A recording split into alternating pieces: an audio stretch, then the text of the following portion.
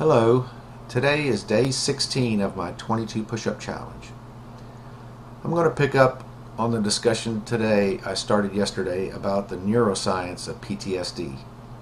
Yesterday we spoke in very general terms, about the central nervous system and the brain and how they work together as an information transmission, communications and control system, and how individual neurons pass information to each other in the form of electrical spikes to make all this happen. Today I want to speak in more specific terms about how neurons themselves communicate and about how changes in the form of learning take place through a mechanism called plasticity. Electrical spikes, more accurately called action potentials, are produced by a neuron, such as through mechanosensory stimulus, such as the fingerprint we discussed yesterday, from internal electrochemical states or input from other connected neurons. When a neuron is activated, that is, the difference between the electrical potential inside the cell versus outside the cell exceeds a given threshold, it produces an electrical or ionic spike that propagates from the cell membrane, typically through a long appendage called an axon. The spike propagates down this axon and passes through various points along the way, where other long appendages called dendrites from other neurons come in close proximity, forming junction points called synapses.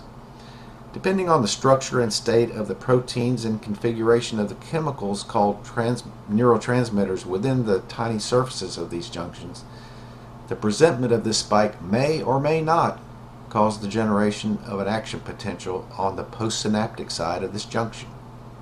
If it does, the spike generated will propagate down the length of the dendrite, eventually reaching the postsynaptic neuron's own cell body, where it will potentially affect the membrane potential of the receiving neuron, potentially causing it to exceed its threshold and producing its own action potential, and the chain of events continues. The human brain contains some 86 billion neurons, and it contains some 100 trillion synapses connecting these neurons. Some neurons may have tens of thousands of synaptic points along its dendrites, and so the neuron performs somewhat of an integration function, weighing all the incoming spikes at any given moment. Additionally, there are some 200 different classes of neurons based on their shape. That is, the shape of their dendritic harbors. Their behavior, whether they produce singular spikes or bursts of spikes at various frequencies, and whether they perform an excitatory or inhibitory function, that is, spikes from some neurons increase the chance of downstream neurons firing, whereas others decrease the chance. Groups of neurons in different regions of the brain are configured in various ways to produce functionality vastly different than other regions.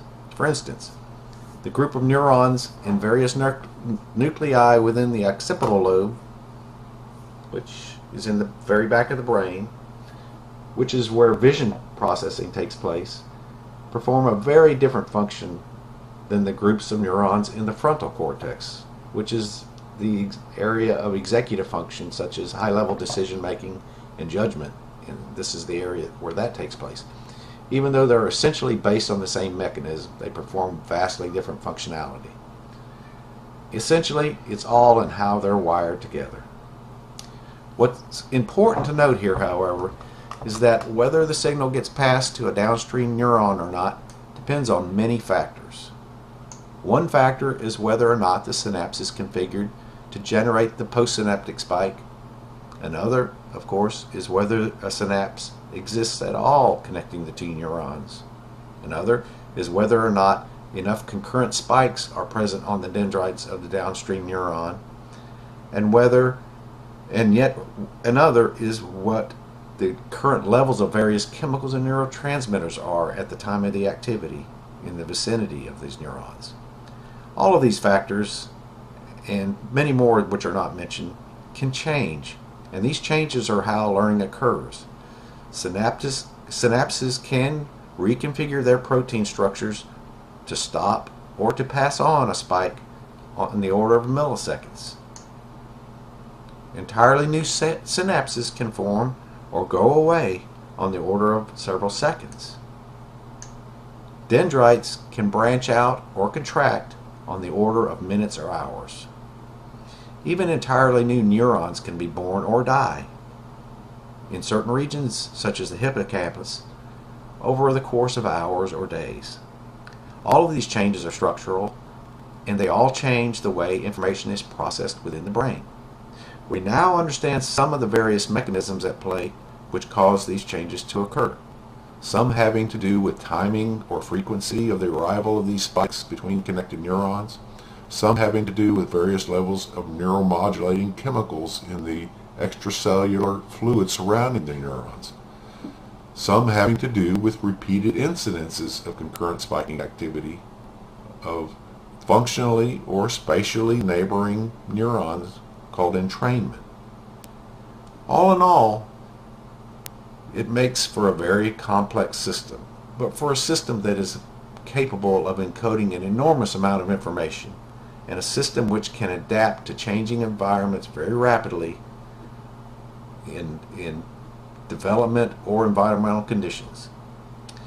Tomorrow, we'll look at how stress, depression, and trauma affect changes to these systems, and look forward to how these changes result in the behavioral changes we might see in patients suffering from such conditions. That's about it for today. My 22 push-ups for today's challenge will follow, which were recorded elsewhere, and I will return tomorrow with a further discussion of where we left off today. Have a good day.